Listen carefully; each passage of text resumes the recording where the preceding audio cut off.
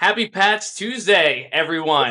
We have Yep. made it to November. We're in the holiday season, which is just it's always that special time of year where you're just waiting for something horrible to happen right before you go on break.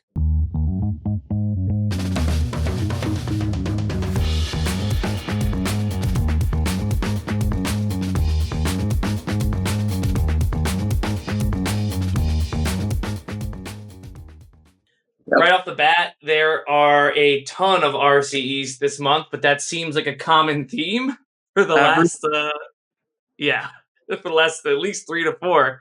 So I'm joined today by Seth Hoyt and Henry Smith, and I'll let them tell you what they do, but you might be familiar with them from our previous podcast. So, Seth, tell us what Yep. you do. Seth Hoyt. I'm a senior security engineer here at Automox. Just work with team, make things happen. Henry? And I'm Henry, also a senior security engineer, and I kind of just do whatever Ryan tells me to do, and I make sure that he remains happy. And that, I guess, brings me to me. I'm Ryan, team lead of security at Automox, and we're just gonna jump right into this. Right off the bat, we've got an NTLM Hash Disclosure spoofing vulnerability. Definitely patch this one immediately. This should be top priority for you since it's already been spotted in the wild.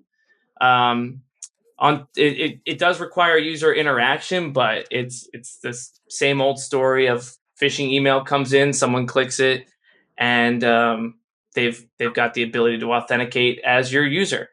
So you could always add some monitoring for hash-based attacks in your SEM, and lean on some user awareness with phishing campaigns. But other than that, definitely get this one patched ASAP.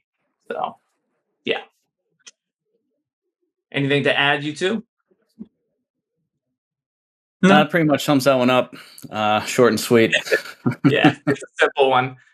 But who's got next here? I think that would be me with CVE 2024-5533. This is a Microsoft Defender for Endpoint Remote Code Execution vulnerability. This one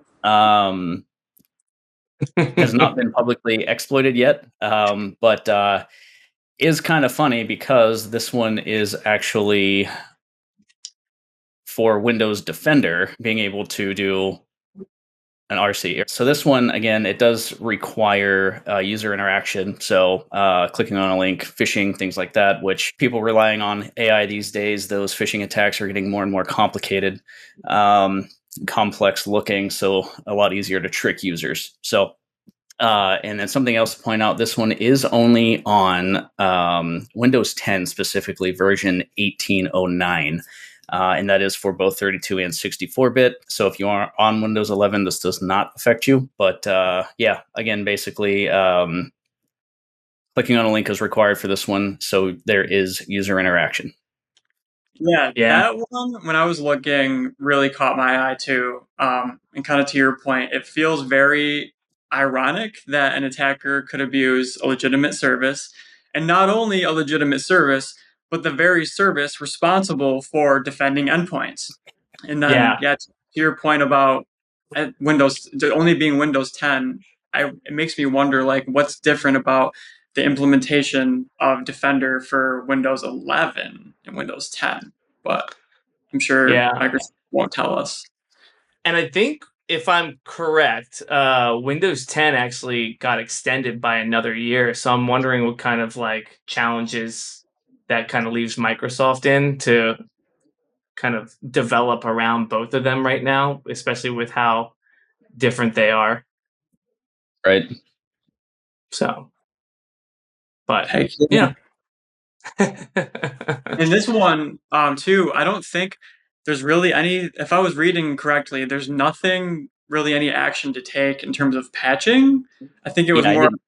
I didn't see anything on patching for this one yet, so just something to keep an eye on. Yeah, I think it's probably like a server-side fix, I imagine. Yeah, I think so. And it doesn't look like there's anything that can be done about it at the moment. So, but thankfully it's not being exploited yet. Yeah. So, and then our final one, Henry, I think you're running point on this one. Oh yes, I think CVE 2024 49039, which is the Windows Task Scheduler elevation of privilege vulnerability. So, reading over this one, it reads to me like an attacker has to get a specifically crafted application onto the victim's machine, probably one that interacts with the task scheduler, I'm guessing. And then they have to be able to execute that. So, if they can successfully exploit the vulnerability, they can execute RPC functions that are restricted to privileged accounts. Yeah. Now, what exactly does that mean? What exactly can a malicious actor do in this case? I don't know, but I could take some guesses. Windows has some pretty interesting or juicy RPC interfaces that could be targeted by a malicious actor. So they may be able to potentially create users and add rights to them or elevate their privileges. They could potentially make service or registry modifications as well. Things you don't want a bad actor to be doing. And this is one that it looks like Microsoft has acknowledged that there's functional exploit code out there for this one. So this is one you'll want to patch. I mean, I assume they would just try and load something into the scheduler and have it do something on boot before like anything even comes up to stop it. So, I mean, that would be one of my thoughts because that's what a lot of people end up using the scheduler for, is for some kind of service that they need to get started or something to that effect, or some script that needs to be run on startup. I don't know. Yeah, and I think there is an RPC endpoint, or I guess interface, specifically for the task scheduler. And I think, don't quote me, but I think it could be used to execute commands. Yeah. But yeah, so patch this one. Yeah, definitely. Well, again, you'll want to run through the full list, but again, a lot of RCEs this month. A lot of things that you should get patched up pretty quickly. Other than that, I think that kind of does it for us this week, right? Yeah. Awesome. Short and sweet.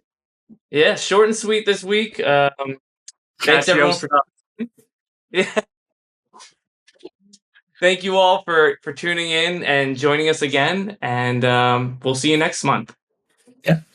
Thanks everyone. See you. Happy holidays.